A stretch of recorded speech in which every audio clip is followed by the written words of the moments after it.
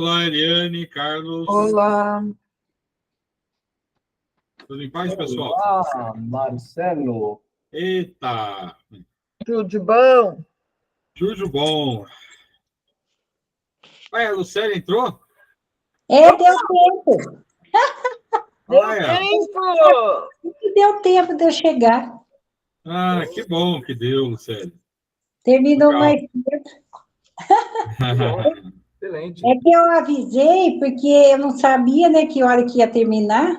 Sim, Claro, sim. bom. Melhor prever do que, né? Muito bom.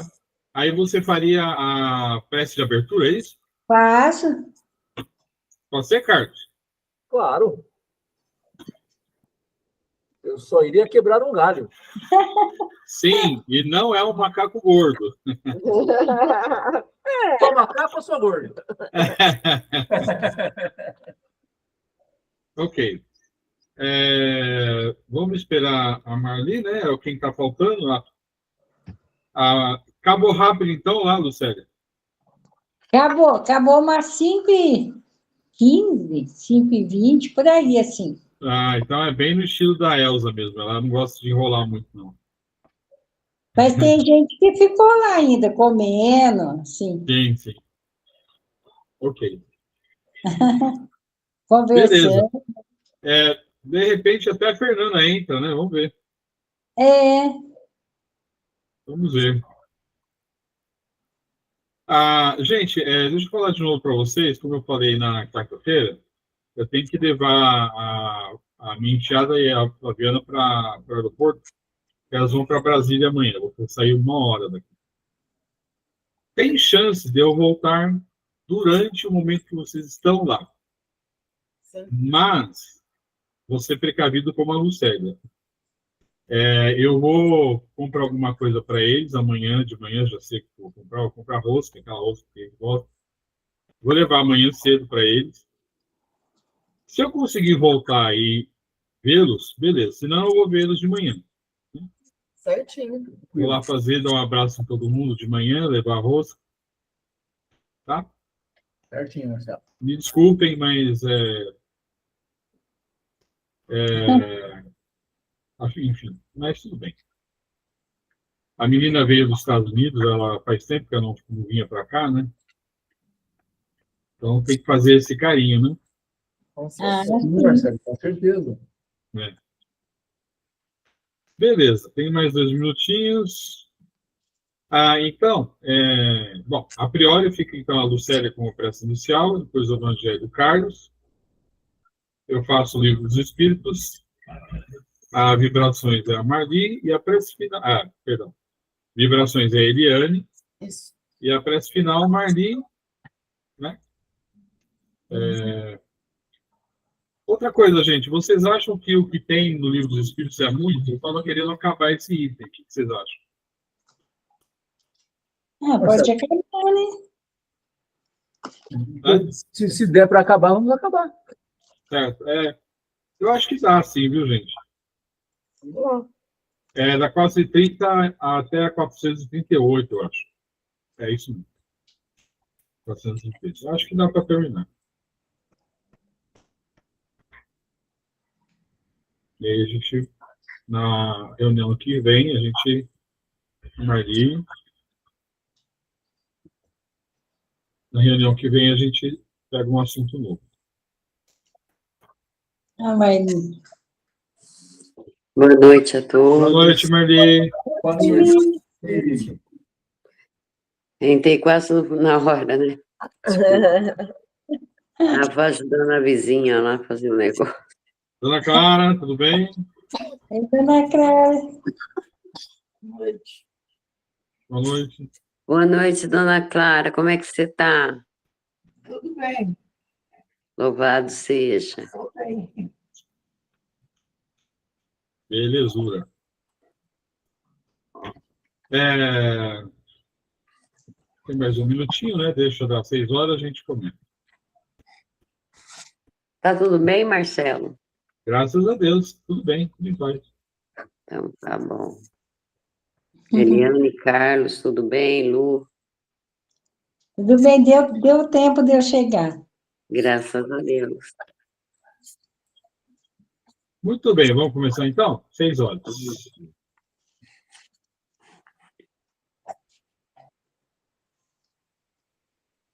Vamos, então, serenando a nossa mente e o nosso coração, esquecendo de todos os problemas lá de fora, e ligando a Deus, a Jesus, aos nossos mentores individuais e aos mentores espirituais aqui presentes, que nos guiem e nos protejam nos nossos estudos e vibrações, e que possamos assimilar tudo o que vamos aprender. E ligando a Francisco de Assis com a prece: Senhor, fazer de mim um instrumento de vossa paz. Onde houver ódio, que o leve ao amor. Onde houver ofensa, que o leve ao perdão. Onde houver discórdia, que o leve à união. Onde houver dúvida, que o leve à fé. Onde houver erro, que o leve à verdade. Onde houver desespero, que o leve à esperança. Onde houver tristeza, que o leve à alegria. Onde houver treva, que eu leve à luz. Ó Mestre, fazer que eu procure mais consolar que ser consolado. Compreender que ser compreendido. E amar que ser amado. Pois é dando que se recebe, é perdoando que se é perdoado e é morrendo que se vive para a vida eterna. Assim seja, graças a Deus.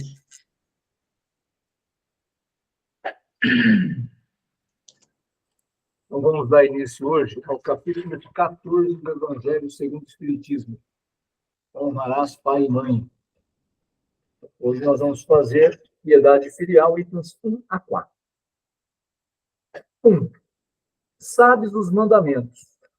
Não cometas adultério, não mates, não furtes, não digas falso testemunho, não cometais fraudes, honra a teu pai e a tua mãe. Marcos, capítulo 10, item 19, Lucas, capítulo 18, número 20, e Mateus, capítulo 19, item 19. 2. Honra a teu pai e a tua mãe, para teres uma dilatada vida sobre a terra, que o Senhor teu Deus há de te dar. Isso está em Êxodo, capítulo 20, item 12. Então, item 3, da piedade filial. O mandamento honra a teu pai e a tua mãe é uma consequência da lei geral da caridade e do amor ao próximo. Porque não se pode amar ao próximo sem amar aos pais. Mas o imperativo honra implica um dever a mais para com eles, o da piedade filial. Deus quis mostrar assim que ao amor é necessário juntar o respeito, a estima, a obediência e a condescendência, o que implica a obrigação de cumprir para com eles de maneira mais rigorosa tudo o que a caridade determina em relação ao próximo. Esse dever se estende naturalmente às pessoas que se encontram no lugar dos pais, e cujo mérito é tanto maior quanto o devotamento é para com elas menos obrigatório. Deus pune sempre de maneira rigorosa toda a violação desse mandamento. Bom, um comentário breve aqui. Quando ele diz, né, que esse dever se estende naturalmente às pessoas que se encontram no lugar dos pais. Não é incomum os pais falecerem quando ainda é uma criança ou filho. E pode ser um avô, uma avó, um tio, uma tia, enfim. Então, já que eu não terei meus pais comigo, esses são meus pais para isso. Eu tenho que honrá-los. Outra, se é adotivo. Às vezes a criança vem ao mundo, não tem quem cuida e é adotada. Então, esses estão no lugar dos pais.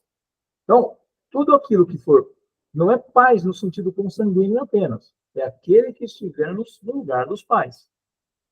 E quando ele diz aqui, Deus pune sempre, eu, particularmente, acho que Deus não pune nenhuma das nossos erros.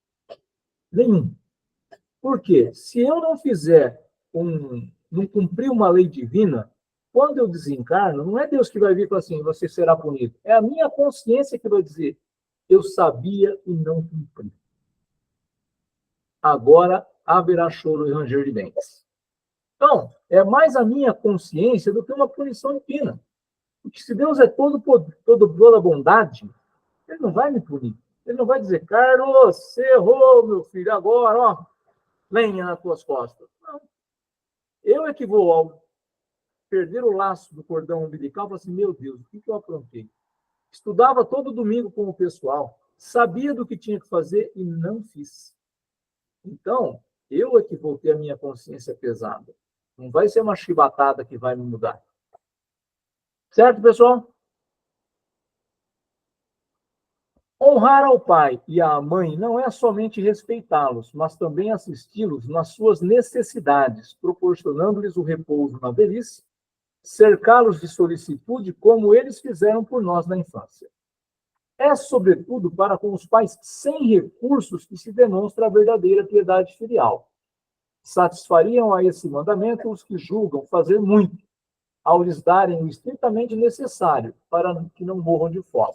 Enquanto eles mesmos de nada se privam,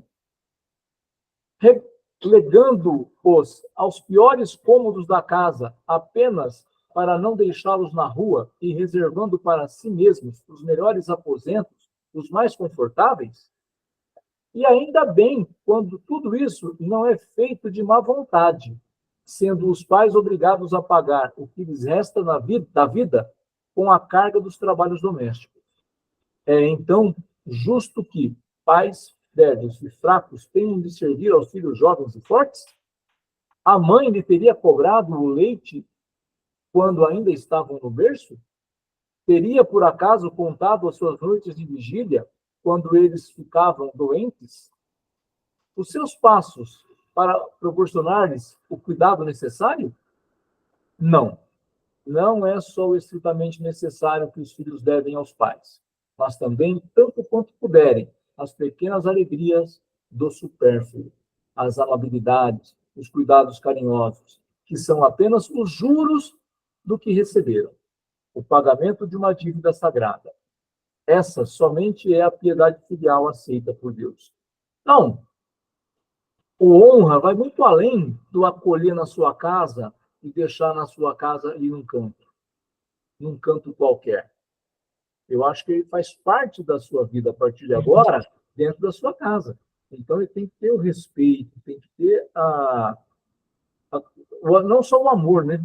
Mas esse respeito de você falar assim, não, não precisa fazer o trabalho de casa, nós fazemos. Se eu tenho condições de pagar para alguém fazer, ótimo. Se eu não tenho condições, nós vamos fazer, não preciso pedir que ele faça. É claro que para uma autoestima, sempre é importante deixar as pessoas fazerem. Porque senão ela fala assim, nossa, ele acha que eu sou inválida, não deixa eu fazer nada. Eu quero fazer uma coisinha, eu quero dar não consigo, porque ele não deixa. Então, todo ponto de equilíbrio a gente precisa buscar. Senão também, a gente pensa que está fazendo o bem, fazendo tudo para a pessoa, e não está. A pessoa fica numa zona de conforto muito grande, e aí ela não consegue mais andar direito, não consegue mais falar direito, não consegue ter vontade própria. E as pessoas precisam ter essa vontade. Senão, eu vou decidir tudo por eles? Não é justo. Eles têm vontade, eles sabem o que eles querem. Então, é importante a gente ter esse ponto de equilíbrio. E essa questão, faz muito tempo, há uns 20 anos já que eu faço o evangelho, não só no lar faz mais tempo ainda, mas quando eu fui convidado lá em Monte Alto para falar do evangelho, toda vez que cai esse capítulo, é uma dificuldade, assim, de ler, não é só ler, né? Eu tenho que ler e tenho que me colocar quando eu estou nessa situação. E isso não é fácil, por quê? Quando você começou lá com 35 anos, você fazia de uma forma. Hoje, aos 57, é de outra. Numa idade onde você não precisava ter tanto cuidado desse jeito. As coisas eram diferentes. Depois, hoje, tem que ter muito cuidado. Por quê? Porque não tem mais a mesma condição que tinha há 30 anos atrás, há 20 anos atrás.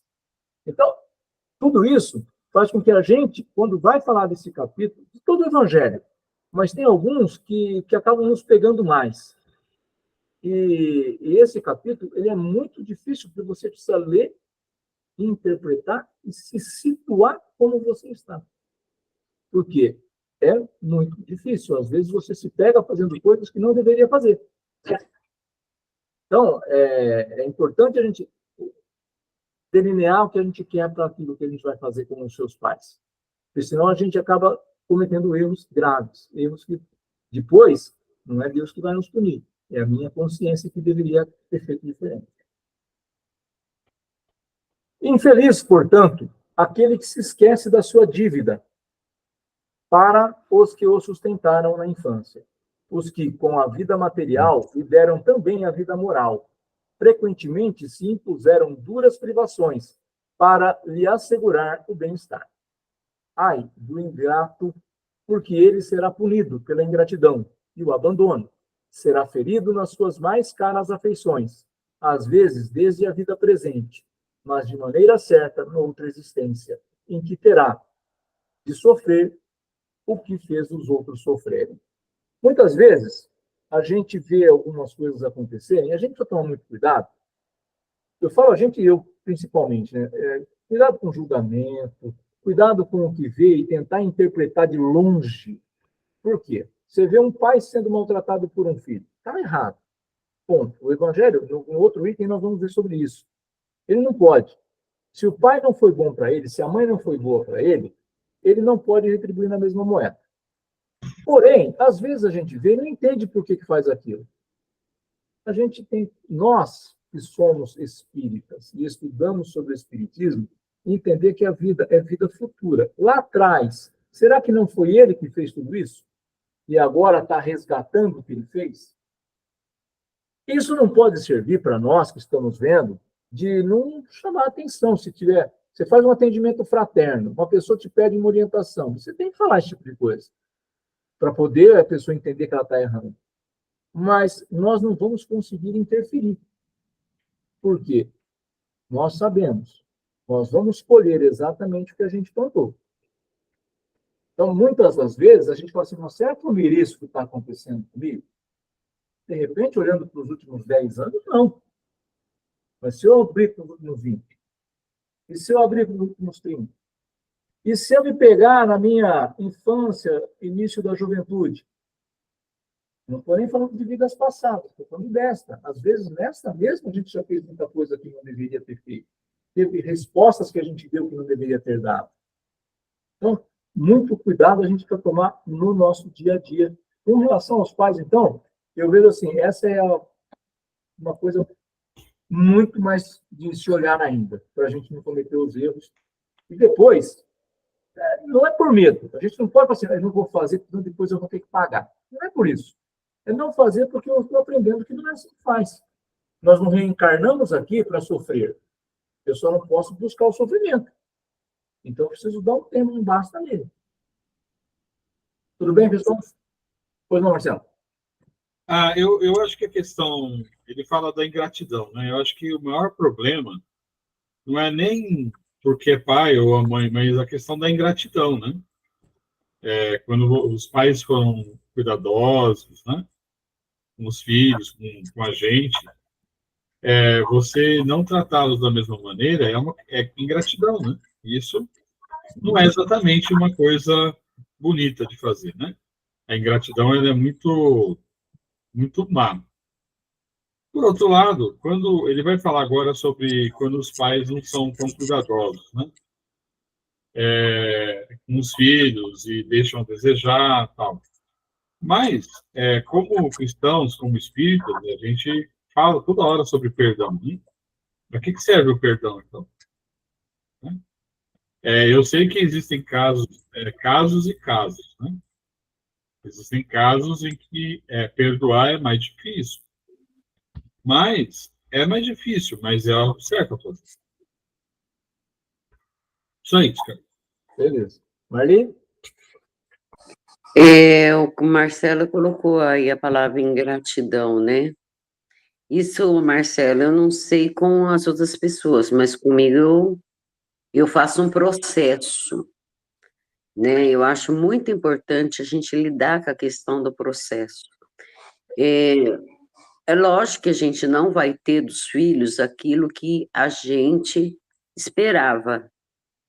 A maioria das vezes existe realmente falhas, mas eu faço assim, eu continuo fazendo a minha parte. Entendeu? É uma maneira que eu encontrei de não guardar, de achar que é ingratidão, não guardar raiva, não criar mágoa.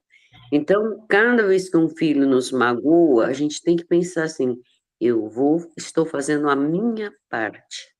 E até o final eu vou bater nessa tecla, né? Eu acho que isso é um processo bem legal da gente ficar praticando.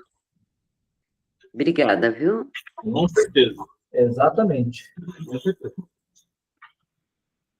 Certos pais, é verdade, descuidam dos seus deveres e não são para os filhos o que deviam ser.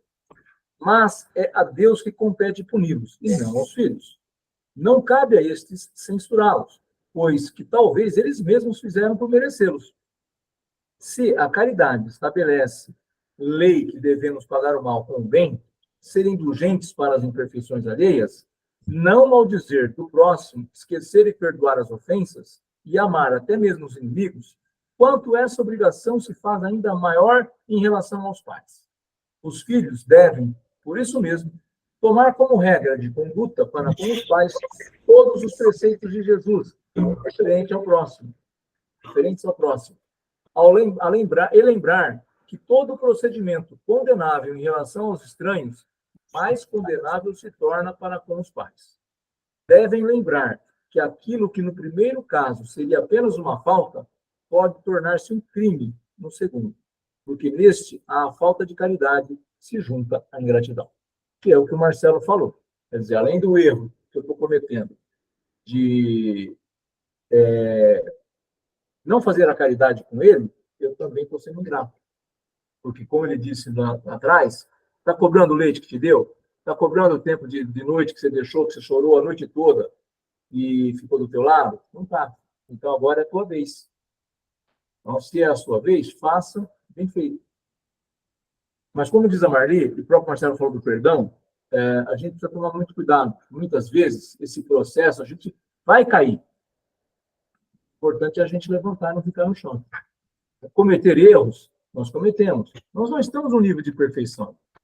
Nós estamos num nível ainda de aprendizado. E aí, algumas coisas a gente aprende mais rápido do que outras. Essa questão de honrar pai e mãe, ela precisa ser, talvez, assim, como disse Jesus, né? Amar a Deus sobre todas as coisas e ao próximo como a ti mesmo. Quem é o primeiro próximo que eu tenho? São eles. São eles. Se eu acerto mais do que erro com minha mãe, eu errei muito mais com meu pai do que com aquilo que eu acertei. Por quê? Eu ainda não tinha o mesmo conhecimento que eu tinha. Então, eu cometi muitos erros ali. Eu preciso entender que ali foi uma parte complicada para mim. Errei bastante. Então, é preciso consertar. Agora, será o momento certo. Não adianta eu ficar me debatendo agora por que eu errei. É pedir perdão, que seja mentalmente, que seja nas minhas orações, que seja do meu jeito. Mas eu não posso ficar também marcando passo por isso. Porque senão eu não consigo avançar. Algo tem que ser lapidado. Vamos voltar para isso. Devia ter sido diferente, mas eu ainda não tinha esse conhecimento. Não tinha como entender melhor isso do que eu tenho hoje e com o tempo que fui aprendendo. Para a gente encerrar, então, o item 4. Deus disse: honrarás a teu pai e a tua mãe, para teres uma dilatada vida sobre a terra que o Senhor teu Deus te há de dar. Mas, por que promete como recompensa a vida terrena e não a vida celeste? A explicação se encontra nestas palavras, que Deus vos dará, suprimidas na forma moderna do decálogo, o que lhe desfigura o sentido. Para compreendermos estas palavras, temos de nos reportar à situação e às ideias dos hebreus, na época em que elas foram pronunciadas. Eles ainda não compreendiam a vida futura. Sua visão não se estendia além dos limites da vida física. Por isso, deviam ser mais fortemente tocados pelas coisas que viam do que pelas invisíveis. Eis o motivo por que Deus lhes fala numa linguagem ao seu alcance, e como as crianças lhes apresentam como perspectiva aquilo que poderia satisfazê-los. Eles estavam, então, no deserto. A terra que Deus lhes dará é a terra da promissão, alvo de suas aspirações. nada mais desejavam, e Deus lhes diz que viverão nela por longo tempo, o que significa que possuirão por longo tempo, se observarem os seus mandamentos. Mas, ao advento de Jesus, suas ideias estavam mais desenvolvidas, tendo chegado o momento de lhes ser dado um alimento menos grosseiro. Jesus os inicia na vida espiritual ao dizer: meu reino não é deste mundo. É nele, e não sob a terra, que recebereis a recompensa das vossas boas obras. Com estas palavras, a terra da promissão material se transforma numa pátria celeste. Da mesma maneira, quando lhes recorda a necessidade de observação do mandamento: honra a teu pai e a tua mãe. Já não é mais a terra que lhes promete, mas o céu. Então, naquele momento, se fala para a gente, falo gente, porque nós estávamos, se não fosse naquele momento, em alguns momentos por ali. São os espíritos que tínhamos dívidas grandes a pagar. Hoje menores, mas ainda temos. Então, você imagina, se fala para aquela época que a vida era celeste, que estava falando, não ia ter, porque preciso ter a vida aqui, preciso estar enxergando. Se você promete para uma criança algo que ela não consegue entender o que vai ser, ela não quer cumprir o que você quer falar. Agora, se você negocia e mostra que é um brinquedo, mostra que é um doce, uma comida que ela gosta, opa, estou sabendo o que é, eu enxergo isso daí. Então, naquela época, falando de terra, plano espiritual, ninguém ia entender. Mas falando que era para viver aqui na Terra há muito tempo, opa, então eu quero viver. Viver o que eu quero. Então, eu preciso. É esse tipo de coisa que foi dito. Mas dito numa época que a gente precisa. Todo estudo que a gente faz, e a gente tem falado isso, o Marcelo também fala bastante, de sábado, a gente precisa tomar alguns cuidados, não só com as palavras, mas com o contexto da época. Então, a época que foi dito isso, para nós, aqui no Livro dos Espíritos, no Evangelho, 1850 e tarará. Imagina quando foi dito na época de Jesus. Então, olha o contexto, como que foi dito, por que foi dito. E outra coisa, que é muito importante, que são, e o Marcelo, por ser professor, sabe muito bem disso, as traduções. Você pega uma música em inglês, traz ela para o português. Qual é o sentimento que ela traz? Porque nas traduções, se você não tem sentimento, fica falando uma música qualquer. Então, essa forma que foi dita por Jesus, que foi dita naquela época, como que aquilo foi dito? Que palavras foram usadas? Será que traduziram com a palavra correta?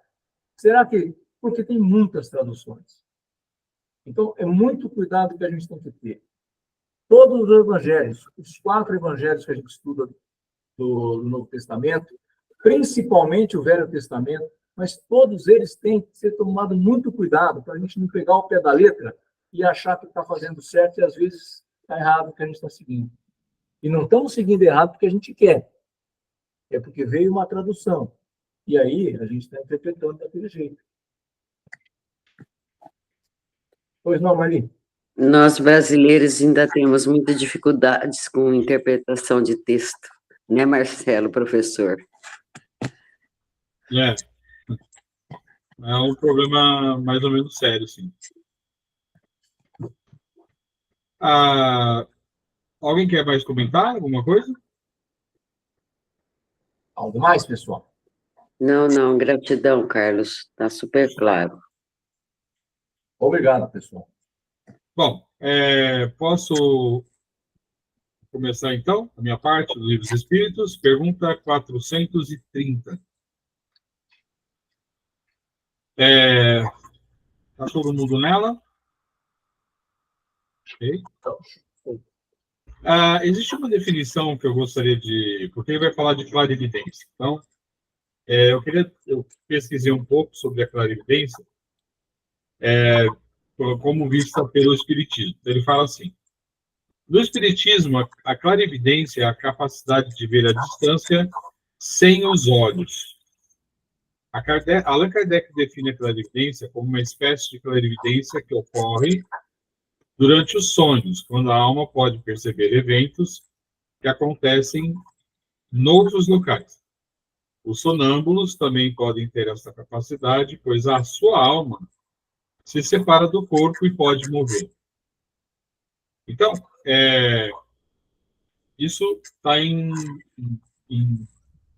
sintonia com o que a gente viu na reunião passada.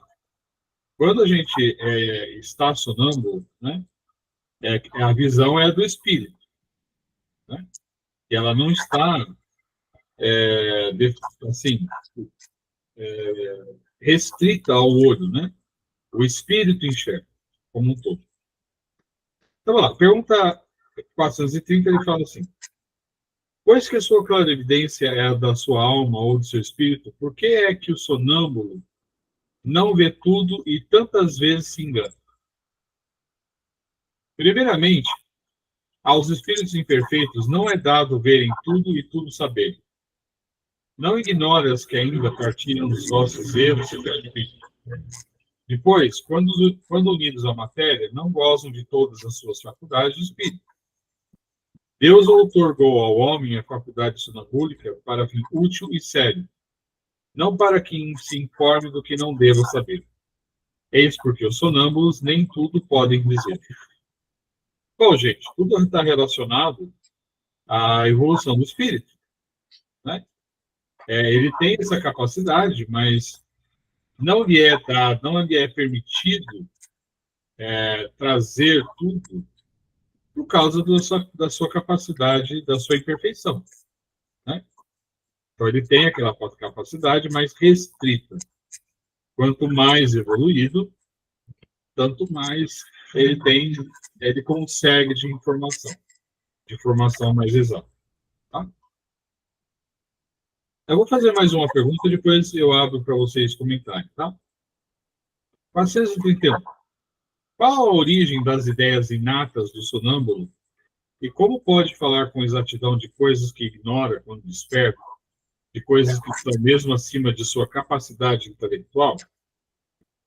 É que o sonâmbulo possui mais conhecimentos do que os que lhe supões. Apenas tais conhecimentos dormitam porque, por demasiado perfeito, seu invólucro corporal não lhe consente rememorá-lo. Que é, afinal, um sonâmbulo, espírito como nós, e que se encontra encarnado na matéria para cumprir a sua missão, despertando dessa letargia quando cai em estado sonâmbulo. Já te temos dito repetidamente que vivemos muitas vezes. Esta mudança é que ao sonâmbulo, como a qualquer espírito, ocasiona perda material do que haja aprendido em precedente existência. Entrando no estado a que chamas crise, lembra-se do que sabe, mas sempre de modo incompleto. Sabe, mas não poderia dizer de onde lhe vem o que sabe, nem como possui os conhecimentos que revela. Passada a crise, toda a recordação se apaga e ele volta à obscuridade. Aí tem uma explicação de Kardec. Ele fala assim: mostra a experiência que os sonâmbulos também recebem comunicações de outros espíritos, que lhes transmitem o que devem dizer e suprem a incapacidade que denotam. Isto se verifica principalmente nas prescrições médicas. O espírito do sonâmbulo vê o mal, outro lhe indica o remédio. Essa duplação é às vezes patente e se revela, além disso, por essas expressões muito frequentes. Dizem-me que diga ou proíbem-me que diga tal coisa. Neste último caso, há sempre perigo de insistir-se por uma revelação negada, porque se dá aso a que intervém espíritos levianos que falam de tudo sem escrúpulo e sem se importarem com a verdade. Bom, primeiro, ele pergunta sobre a questão, às vezes, né, num sonho ou no estado sonambúlico, a gente tem ideias que, quando nós estamos em estado normal, para nós é estranha. Por quê? Lembra que uma vez eu falei para vocês que, às vezes, quando eu estou, assim, começando a cochilar, eu vejo coisas, falo com pessoas que para mim são normais, mas a hora que acordo fica estranho. É porque o que nós, quando nós estamos despertos, né, quando a gente volta à influência material, a gente não tem acesso a tudo o que nós sabemos. Mas quando nós estamos em estado sonambúlico, ou quando a gente está, assim, quase dormindo, naquele, né, e mais ou menos liberto, a gente lembra dessas coisas. Né? A gente lembra, a gente reconhece pessoas que, quando a gente volta ao corpo material, a gente não vai lembrar quem é. Tá? Por diversos motivos, porque não é importante, porque não é o momento. E o Kardec ele faz uma observação muito interessante, né? Como a gente está, quando em estado sonambúlico, o espírito está deslocado, né? Ele se move para longe do corpo material, mais semelhante ao sono, né? Nós temos contatos com outros espíritos. E muitas vezes esses espíritos falam coisas para nós. Né? E aí a gente acaba transmitindo. Quando a gente consegue, né? Por causa do nosso corpo material muito grosseiro, às vezes a gente não consegue. Mas quando a gente consegue, a gente transmite a informação que para nós a gente não sabe de onde veio. Né? Tudo bem? Alguém quer comentar, fazer alguma pergunta? Tranquilo. Nai? Tranquilo, Marcelo. Então, pergunta 432. Como se explica a visão à distância em certos sonâmbulos? Durante o sono, a alma não se transporta? Por mesmo se está no sonambulismo. Gente, o espírito, para o espírito do plano espiritual, o tempo, ele tem uma... Como é que eu vou explicar? As pessoas falam que ele passa de forma diferente. Mais ou menos isso. Né? Então, para nós, 2 minutos, 3 minutos que você dá aquela cochilada, pode acontecer muita coisa no plano espiritual, inclusive você se transportar. Né? Para o espírito, né? Obviamente que vai depender da evolução do espírito, né? A distância que ele pode ir. Chico Xavier, por exemplo, ele foi capaz de se transportar até Júpiter. Né? Eu, com certeza, não consigo sair da Terra. Né? Que dirá, talvez, ir para aqui, ali, né? Então, mas ele tem essa capacidade. E o tempo, esse tempo de transporte, que ele se transporta, é muito rápido, né? É muito, muito diferente do que a gente conhece na matéria. Tudo bem? Diga, Marlene. É uma dúvida que eu fiquei aqui. Quando, vamos supor, desloca, tem contato com outros espíritos, nem sempre esses espíritos são bondosos, não é? Sim, com certeza. Precisa ficar bem claro que eu acho que nem sempre esses espíritos no qual a pessoa teve contato são bondosos, porque a gente tem 2 lados, né? Sim. Imperfeitos que somos, precisamos tomar cuidado com aquilo também, né? Então, como você disse, orar e vigiar sempre. Exatamente, muito bem lembrado, Marli, obrigado. E veja, o que acontece? Vamos supor que eu tenha uma discussão com alguém. Então, minha vibração não está legal. Aí, eu fico lá e dou aquela dormida, né? Quando eu me desloco, se eu estiver dentro daquela vibração, com certeza eu não vou me encontrar com gente legal. Com certeza não. E aí é uma brecha, né? Muito bem lembrado, muito importante isso. Bom, podemos ir? 433. O desenvolvimento maior ou menor da clarividência sonambúlica depende da organização física ou só da natureza do espírito encarnado? De uma e outra. Há disposições físicas que permitem ao espírito desprender-se mais ou menos facilmente da matéria. No livro dos Espíritos, a gente vê isso muito claro, eles explicam muito claro que é uma capacidade física, né? Então, uns têm mais, outros têm menos. Alguns são mais sensitivos, outros são menos sensitivos. Então, depende das duas coisas, do físico e do espiritual. 434. As faculdades de que goza o sonâmbulo são as que têm o espírito depois da morte? Somente até certo ponto, portanto, ele se atende à influência da matéria a que ainda se acha ligado. O sonâmbulo ele ainda está ligado à matéria, tá? Então, não é 100%. 435. Pode o sonâmbulo ver os outros espíritos? A maioria deles os vê muito bem, dependendo do grau da natureza da lucidez de cada um.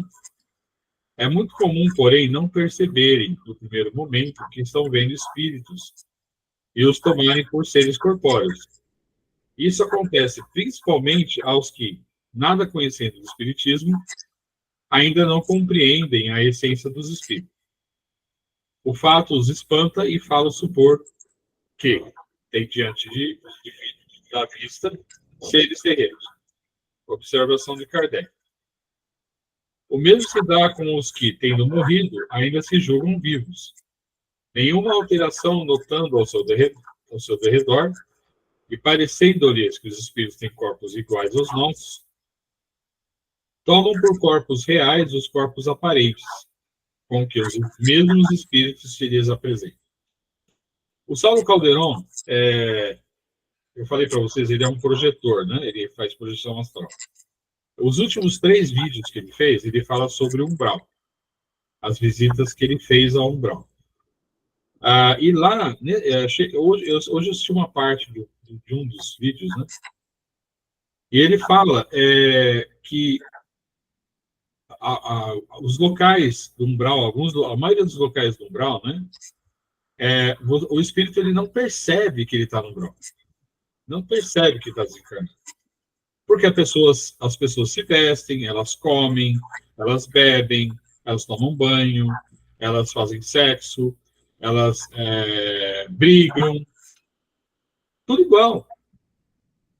Então, se o espírito ele tem durante a vida, se a pessoa durante a vida ela não acredita ou não tem contato com essas ideias, a hora que ela desencarna, ela não sabe que ela morreu. Tá? Então, no sonambulismo pode ser a mesma coisa. Se a pessoa não sabe, ela pode pensar várias coisas, que é alma penada, que é demônio, sei lá. Tudo dentro daquilo que ela acredita. É um problema? Não, gente, claro que não. Cada um a seu tempo. Né?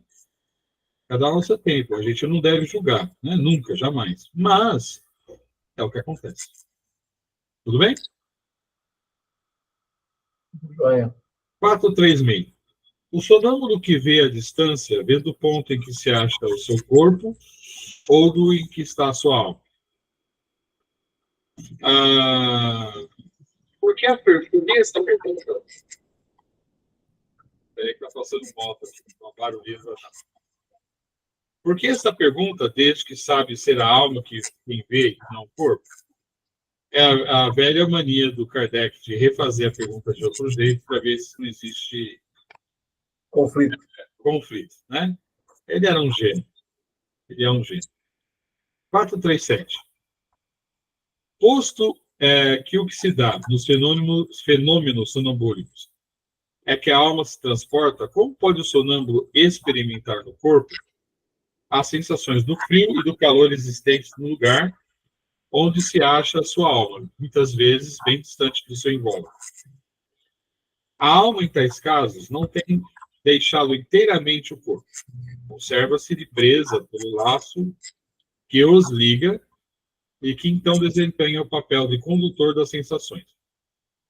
Quando 2 pessoas se comunicam de uma cidade para outra por meio da eletricidade, esta constitui o laço que lhes liga os pensamentos. Daí vem que confabulam como se estivessem ao lado uma da outra. Tudo interligado. Né? Então, as sensações materiais, elas se transmitem, né? Por isso. E, finalmente, a última. 438. O uso que um sonâmbulo faz da sua faculdade influi no estado do seu espírito depois da morte? Muito. Como o bom ou o mau uso que o homem faz de todas as faculdades com que Deus o dotou. Essa é uma pergunta cuja resposta é certa, né? Com certeza. Qualquer capacidade que a gente tem, que a gente use para o mal, lá na frente a nossa consciência, como o Carlos até falou, né? Não é Deus que pune. A nossa consciência vai cobrar. Pô, Marcelo, você podia fazer isso daquele jeito, por que você fez de um jeito diferente?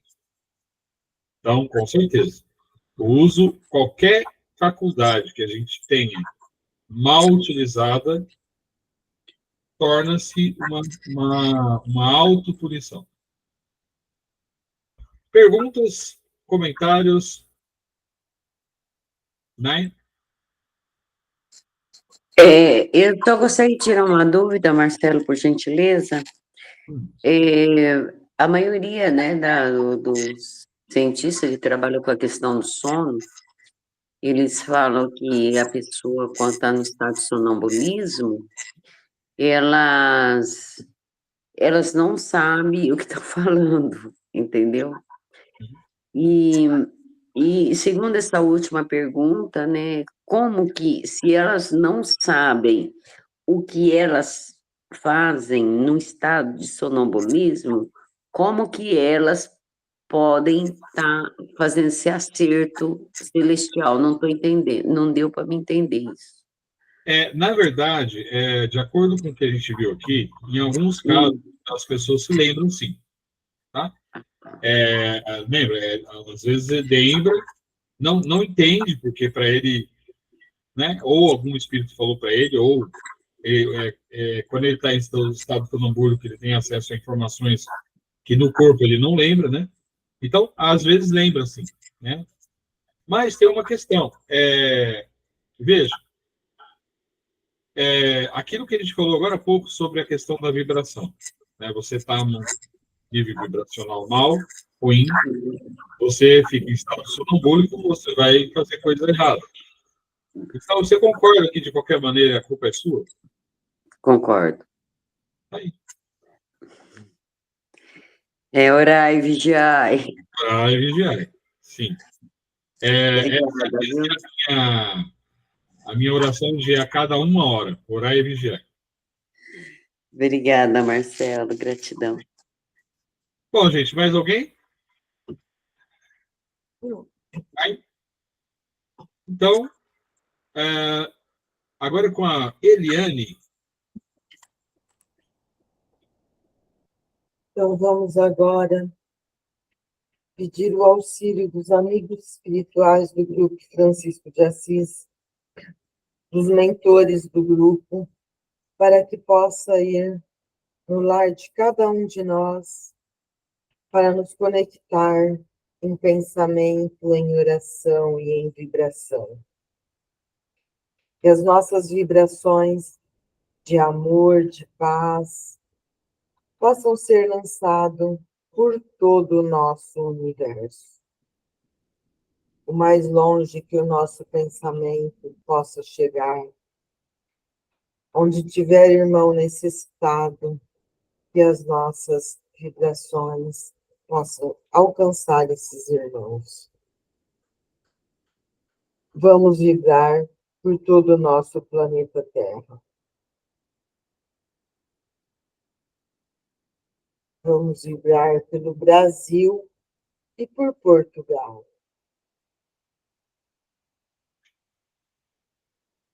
Vamos também fazer uma vibração de paz, desejar muita paz para aqueles países, para aqueles lugares que se encontram em guerra. Que uma faísca da nossa vibração possam chegar até esses países e esses lugares. Possa tocar o coração dos irmãos. Vamos vibrar aqui pelo Brasil, continuando em oração pelo Rio Grande do Sul. Eles que ainda estão em reconstrução, voltando aos seus lares, que as nossas vibrações de ânimo cheguem a esses irmãos.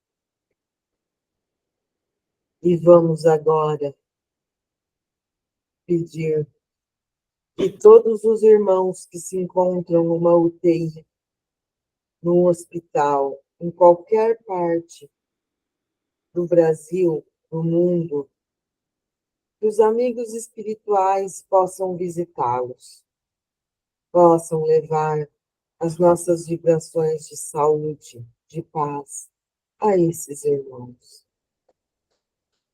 Que eles possam ser visitados neste momento e possam ser abraçados pelas nossas vibrações.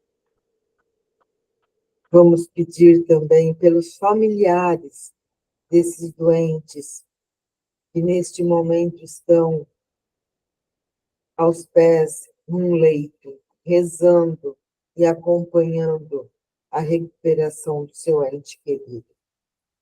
Que eles também possam ter ânimo, força, coragem para continuar. Vamos pedir pelos trabalhadores, médicos, enfermeiros, por aqueles irmãos que são faxineiros, copeiros, farmacêuticos, que trabalham dentro dos hospitais. Que todos eles também possam fazer isso com muito amor, com muita dedicação aos irmãos lá necessitados. E vamos pedir agora que os amigos espirituais visitem as casas de repouso, asilos, abrigos, aonde se encontram os nossos irmãos velhinhos, que neste momento estão se sentindo desamparados, desprotegidos, que eles possam ser amparados neste momento. E como hoje no Evangelho falamos em honrar pai e mãe, vamos pedir pelos filhos, que também, por alguma necessidade, tiveram que colocar os seus pais, os seus entes queridos nesses lugares. Que eles também possam ser abraçados, que eles possam entender que ficar perto do pai, da mãe, dos avós, tios, é o que nós temos que fazer nesta encarnação. Então vamos pedir por todos eles, pais, mães, avós e pelos filhos, que eles possam realmente se entender nesta encarnação em que estão juntos para seguir a vida. Por um outro lado, nós temos irmãos, crianças, espíritos que podem ser adultos, mas em corpos de criança, que também se encontram abandonados em creches, abrigos, asilos, em creches, orfanatos, que eles também possam ser visitados e abraçados.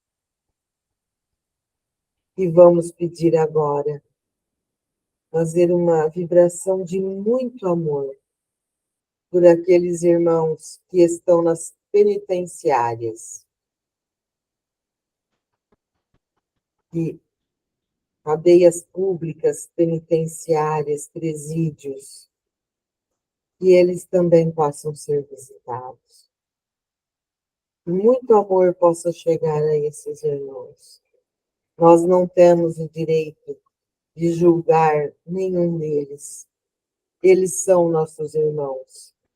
E nós devemos, neste momento, vibrar muito amor por eles.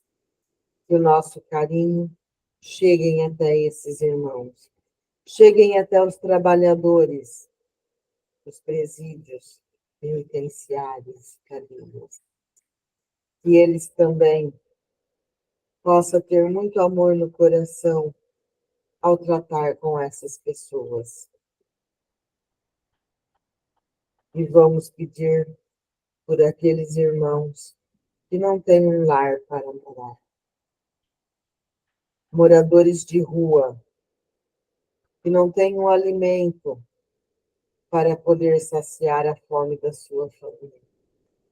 Não têm uma coberta, não têm um abrigo para esses dias mais gelados. Que as nossas vibrações possam chegar até eles, dando a coragem para continuar na vida. E vamos pedir por todos nós que formamos o Grupo Francisco de Assis. Nós que estamos aqui presentes, que estamos aqui reunidos, e aqueles irmãos que não conseguiram entrar hoje,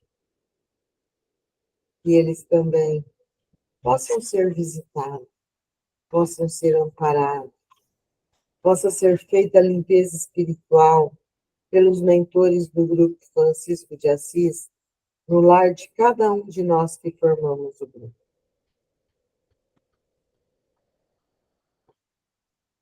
Vamos pedir por aqueles irmãos que se encontram em depressão, irmãos que neste momento estão pensando em abreviar a sua vida, que estão pensando em um suicídio, achando que isso é o melhor que tem a fazer neste momento para acabar com as suas dores.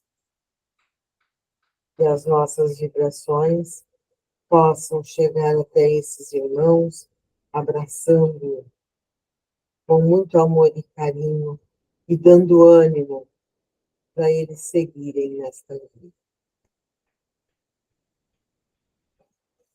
E vamos agora pedir a fluidificação de nossas águas. Quem tem água ao nosso lado, que possa ser fluidificado pelo Grupo Francisco de Assis.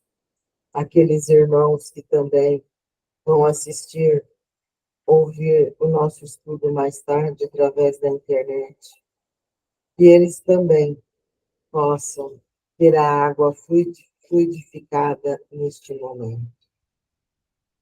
E vamos pedir por todos os irmãos que estão na nossa lista dos assistidos. Os amigos espirituais sabem a dor de cada um desses irmãos. Então, que eles possam ser visitados nos seus lares ou aonde eles se encontram neste momento. Possa ser derramado bálsamo para aliviar as dores desses irmãos. Muito amor a todos. E vamos pedir também pelos irmãos que já retornaram à pátria espiritual, que eles também possam ser visitados com a espiritualidade. Aquele irmão que ainda não foi socorrido no seu desencarne, que eles possam receber os amigos socorristas, que eles possam compreender que retornaram à pátria espiritual, que eles possam ser levados aos hospitais, possam ser medicados para continuar em evolução, em aprendizado, aí na nossa pátria espiritual. Enfim, vamos pedir por todos os irmãos que necessitam de uma vibração. Agradecemos, neste momento, aos amigos espirituais que nos ajudaram nesta vibração. Que assim seja. Que assim seja. Queremos agradecer a Deus por podermos estar mais uma vez reunidos em nome dEle, nesse dia de estudo. Agradecer a Jesus pelos ensinamentos deixados. Agradecer a espiritualidade por nos manter unidos, a fim de que nós podemos continuar cada vez mais firmes, mais fortes. Deus, nosso Pai, Sois todo poder e bondade. Dai força àqueles que passam pela provação. Dai luz àqueles que procuram a verdade. Ponde no coração do homem a compaixão e a caridade. Deus, dai ao viajor a estrela guia, ao aflito a consolação, ao doente o repouso. Pai, dai ao culpado o arrependimento, ao espírito a verdade, à criança o guia, ao órfão pai. Senhor, que vossa bondade se estenda sobre tudo o que criaste. Piedade, Senhor, para aqueles que não vos o conhecem. Esperança para aqueles que sofrem. Que a vossa bondade permita aos espíritos consoladores derramarem por toda parte a paz, a esperança e a fé. Deus, um raio, uma centelha do vosso amor pode iluminar a terra. Deixai-nos beber dessa fonte, fecunda e infinita, e todas as lágrimas secarão, todas as dores se acalmarão. Um só coração, um só pensamento subirá até vós como um grito de reconhecimento e de amor. Como Moisés sobre a montanha, nós esperamos com os braços abertos. Ó bondade, ó beleza, ó perfeição. E queremos de alguma sorte merecer a vossa misericórdia. Deus, dai-nos a força de ajudar o progresso, a fim de subirmos até vós. Dai-nos a caridade pura, a humildade. Dai-nos a fé e a razão. Dai-nos a simplicidade que fará de nossas almas o espelho onde há de refletir a vossa divina imagem. Que assim seja, graças a Deus, graças a Jesus.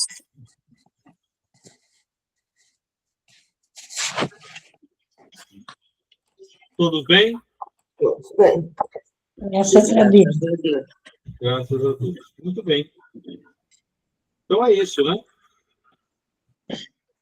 Um bom descanso para vocês, para nós todos, né? Joey vai no asilo amanhã? Eu? Então, eu falei para o pessoal, você não estava ainda, eu tenho que levar a Flaviana e a minha enteada para o aeroporto em Campinas. Eu vou tentar chegar a tempo, mas, precavido, amanhã eu vou levar, amanhã cedo eu vou levar o que eu vou levar para eles, vou lá já dar um abraço neles, tal, de manhã. Se não der tempo de eu vê-los à tarde, eu vi de manhã. Tá? Vou tentar chegar a tempo para dar um abraço em vocês também. Vamos ver. Tá bom, então. Carlos, uma boa noite. Eliane, Dona Clara, um beijo. Tchau, gente. Boa noite. Tchau, Dona Clara. Um beijo. Tchau, Marcelo. Vai com Deus. Tchau, Lu. Amanhã eu falo com você, viu? Ai, que bom. Até amanhã. Até amanhã. Até amanhã. Tchau.